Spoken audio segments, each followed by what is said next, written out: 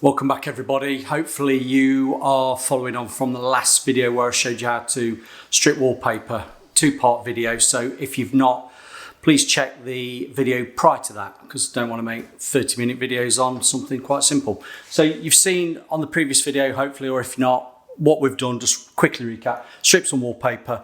The surface of that wall is pretty good to go. I don't need to size it because there's enough. I did the wet finger test on that surface. It's not a porous surface, so I don't need to size it. If it was a porous surface, I would size it, use the thin down paste that you're using to put your wallpaper on, stroke lining paper, or what I would do is guards it depending on the condition of the walls and things like that. So that's, by the way, we don't need to know that today. What I want to just show you is that wall is ready for being lined. Now, normally I'd probably line with 800 grade lining paper if I'm going to go over the top with a finished wallpaper. But today I've actually got some roll ends and offcuts of WallRock that I'm going to use up on this because it's a nice paper that's going on, and yeah, for the price of the extra, it's neither in there. So I've got some 750 width WallRock. I've also got some of the 550, whatever it is. So what I'm going to do is start on this side, drop a length down top to bottom. When you're doing lining, it's horizontal, right? Normally that's the traditional, let me say it, that's the traditional way of doing it. But if you work out your room and actually plan it, sometimes it's not easy to actually do full horizontal cross lining. So what I'm going to do, I'm going to drop top to bottom verticals. Now, the width of the paper that's going on is just a standard width, 520-ish, 21 inches, whatever it is, around about 21, 22 inches. So if I put one of these on, I'm not going to be corresponding any joints, and that's the main thing. It's the joints corresponding with your lining paper and your actual finished wallpaper. That's why it's traditionally known to cross line. So what I'm going to do is going to get my stuff out and just tell you what I've got. Right, I've explained about the lining paper. We're using the WallRock Fibre Liner paste of choice today, which I do like this. Wicks, it's their ready mixed tub adhesive, wallpaper adhesive, ready mixed. This will do, I will say, let's call it 99% of all wallpapers. I use this a lot, and it's virtually good to go straight out the tub, or if you need to thin it slightly because you're using it for traditional lining paper, pulp papers that you need to have a little bit thinner consistency of your tub paste, you can do, but this is normally good to go. Just give it a quick mix up and you can roll it on to the wall if you're doing paste to the wall, or brush it onto your surface if you've got a proper paste table. Now, I'm going to be cutting in. I've just got a 2.5 inch and old, well, it's still nice. It's the Eco Union. You can't get these anymore. I believe Lick brushes have taken over Eco Union. So it's just a brush to brush around the edges. And I have, oh, I'm back. I've just got a long sleeve, wizard sleeves. Oh, there's a joke there, matron. A long pile roller, which is the Rotor Gold, which is really nice. It'll put enough paste on to the wall that I can actually move my WallRock around. So that's all I need. Cut in and roll.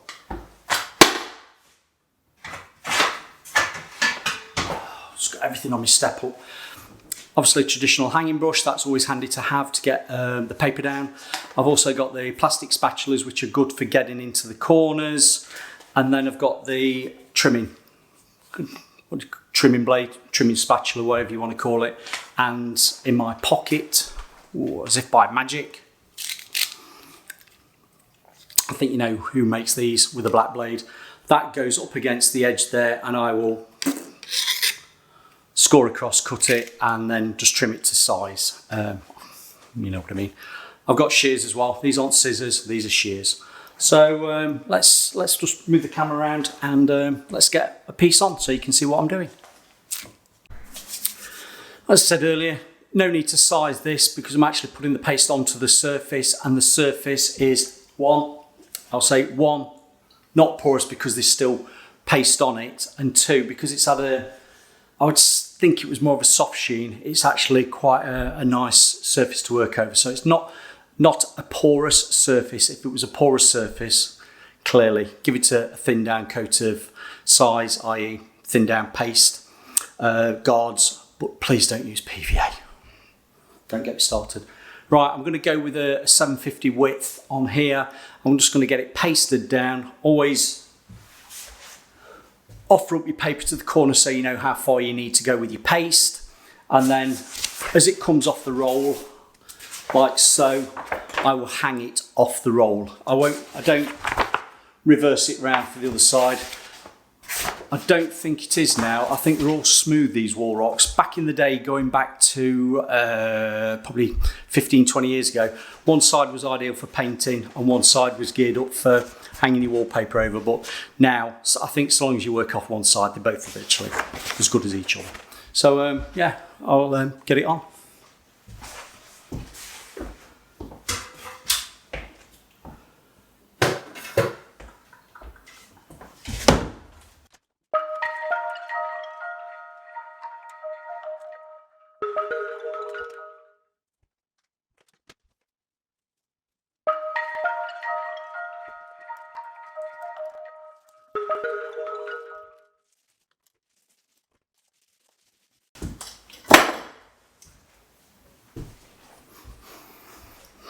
You can't see because of the distance.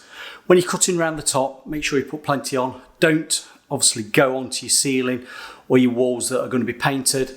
And when you actually come with your roller, make sure your roller's loaded enough that you can roll it out to get an even finish. But what you don't want to be doing is rolling it out to roll it back off. You still want a decent amount on. Now there's a decent amount on there because what I've got is that longer pile, so that's really nice.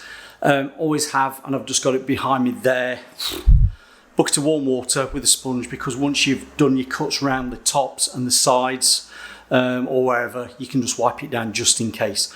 Now you're probably saying to me, Phil, you haven't plumb bobbed anything or you've got your laser. I'm not needing any of that because I'm just going to hang straight directly to that angle.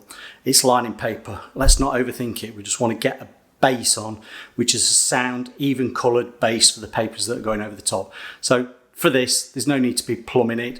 There's no need to be getting a laser liner on it. You just get it on, and hopefully if the plaster has done a good job, they will be virtually top to bottom fine. Who knows?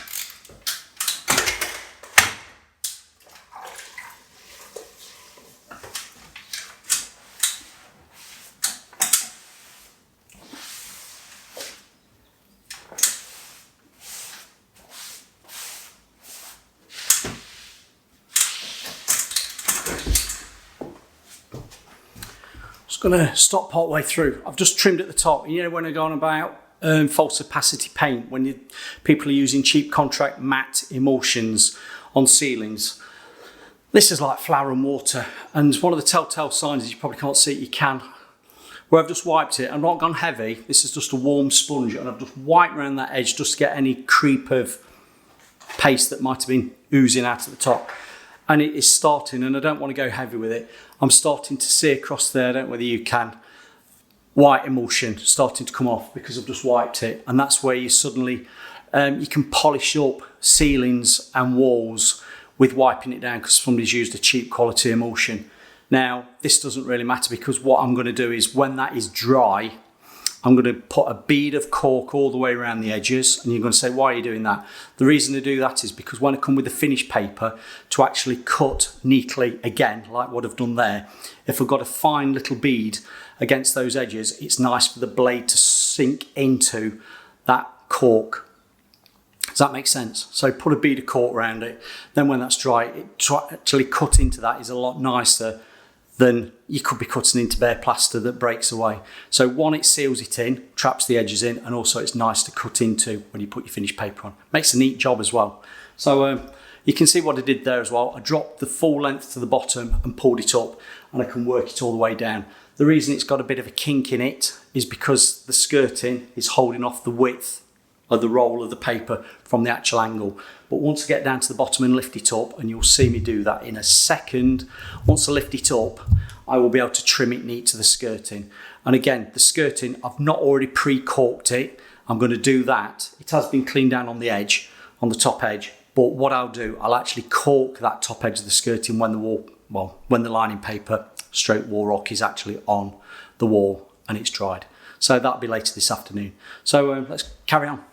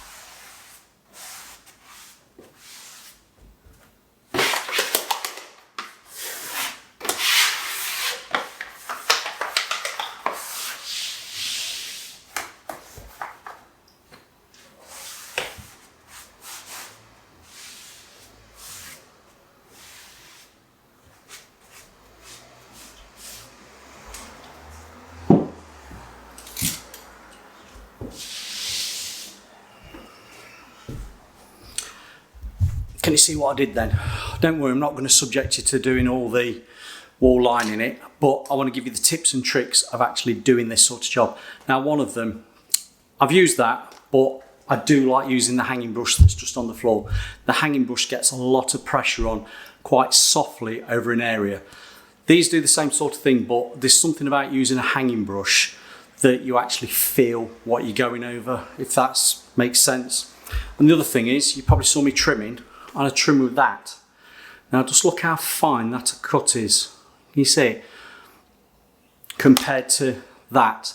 Now a lot of people use these as their cutting edge, which is fine if you want to do that, but if you go around and look at people's houses or look at tops of covings where wallpaper's been, I can tell whether somebody's used one of these for trimming with or one of these, and it's mainly because the thickness of that there, can you see it? That is finer than that to get the pressure on into that corner up at the top. Let's try and get it there. What can I do? Can't do it. Like pressing up there, that gives me a couple of mil thickness of blade compared to that, which is minuscule. So actually cutting across there, gives me a tighter cut than using that, which seems to give a little bit of a, I don't want to say overlap, but it does give a fatter, thicker cut across the top. I want it neat, so I use one of those. But all in all, that's good. Now what I'm going to do, I'm going to crack on, get the rest of these on, and I'll show you at the end what it looks like. Now, some people are going to say, Phil, what about your socket there? I will unplug that and I will actually go round it. I won't tuck the paper at the back of this socket until I come with the finished paper.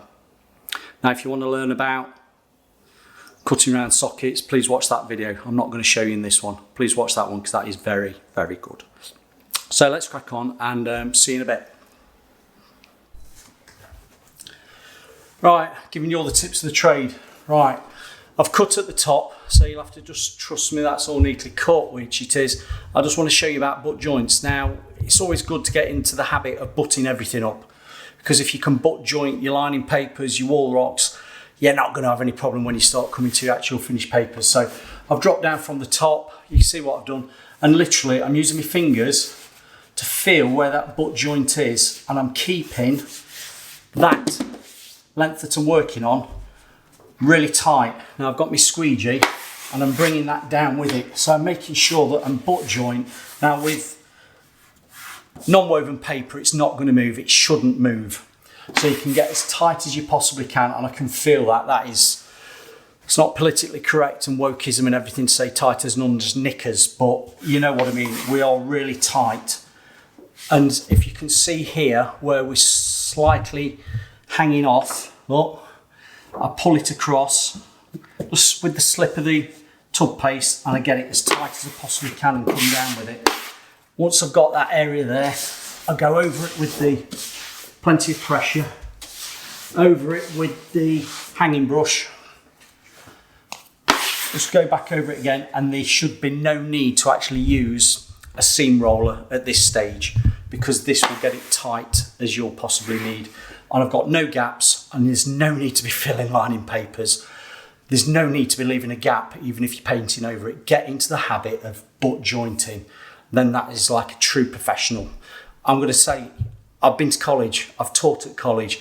We never, ever left gaps in lining paper, whether we were going to be filling over it or whether we were going to be painting over the filler or not, or hanging.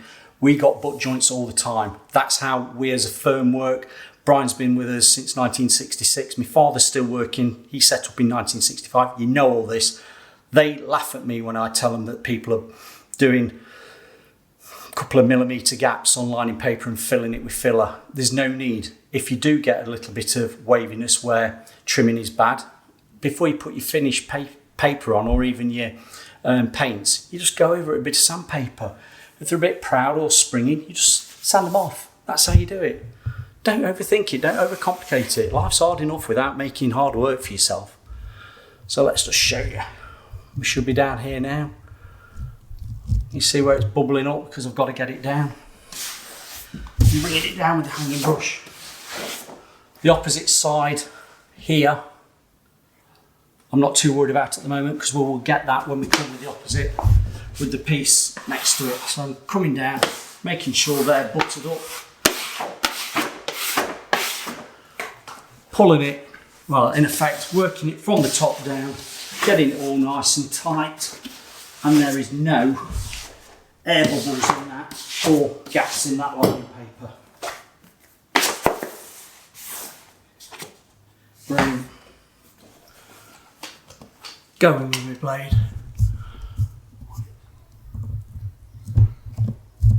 Right, we're tight on there. Come from one side, always keep a sharp blade going. Don't stop on it.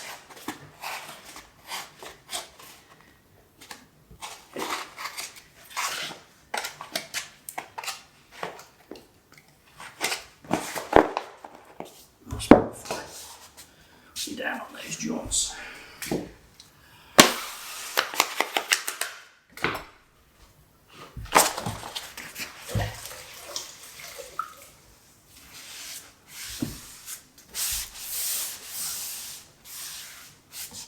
And we're wiping it down. When you're actually using lining paper for papering over, I'm still in the habit of actually wiping off any joints just to make sure that there's no paste oozing out. I know you say you don't need to if you're going to be papering over it, but I have had the instance where we've actually lined a room out and then the customers decided they don't like the papers or couldn't get the paper for a finished paper. And if you've not done clean lining, i.e. wiping down your angles for any paste that might be on it, you're going to be struggling if you want to be painting over lining paper and there's bits of paste all over it.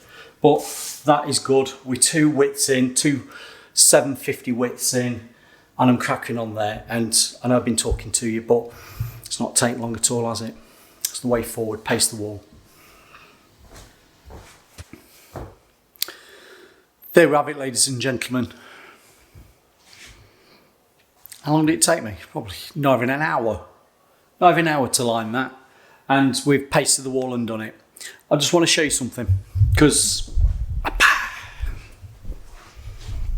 I worked off a couple of different rolls because I've just been using stuff up. I don't know if you can see, you can, yes. That was the 750 rolls and these are the 55 rolls. They are a slightly different colour. That doesn't matter because we're going to be actually papering over them.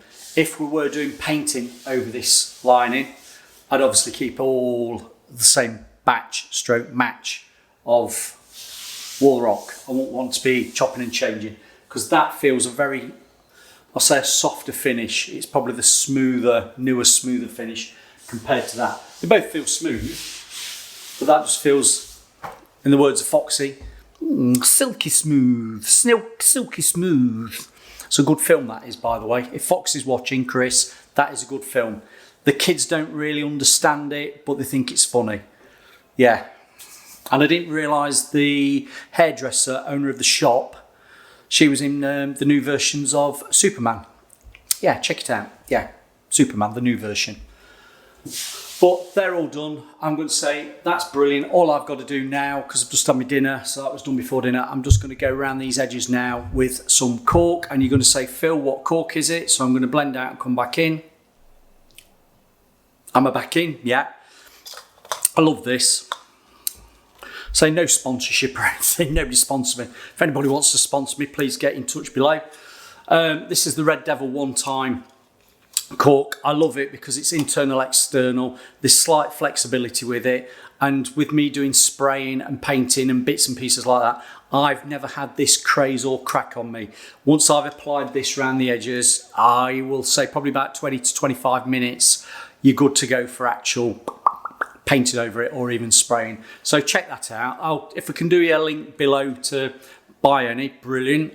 But Red Devil, One Time, is probably about, depending on how much you buy of it, you might get from £3 or £4-ish. So, no, it's good stuff. And yeah, that's, I hate the word go-to, but this is the cork that I like using. Internal, external, flexible, what more can you ask for? But we've done that and I'm finished. And the next video we'll see probably in the next couple of weeks, I will show you doing a feature wall, papering over that. So hopefully the videos are coming up at the side by now for things you can click and watch. But all in all, that is lovely. It's a lovely sound, even bass now to put your wallpaper on over the top. And this is why I always try and explain to people the benefits of actually lining. I don't know, some people are going to moan at me and say, oh, you don't have to line. All right, if you want to not do lining, don't bother. But also don't complain if you get a fault with that. It's that one time you get a fault with your wallpaper and they'll say to you, did you line it? And you go, no, and they won't want to know. Videos at the side.